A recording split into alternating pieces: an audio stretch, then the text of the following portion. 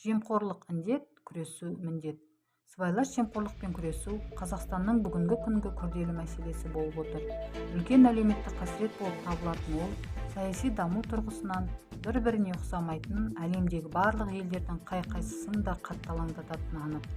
Сыбайлас жемқорлық мемлекеттің бәсекеге қабілеттілігін айтарлықтай төмендетеді, қоғамда демократиялық оң өзгерістерді жүзеге асыруды тежейді, елдің халықаралық беделіне нұқсан келтіреді.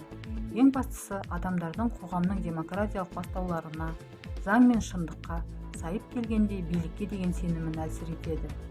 Сондықтан да Қазақстан Республикасының мемлекеттік саясатының негізгі басылымдықтарының бірі болып, осы зұлымдықпен күресу болып табылады.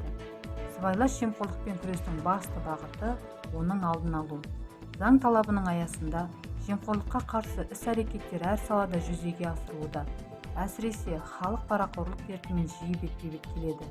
Пара бұл тек ресми қылмыс қана емес, сыбайлас жемқорлықтың типтік көрінісі болып табылатын ең қауіпті кең таралған құбылыс.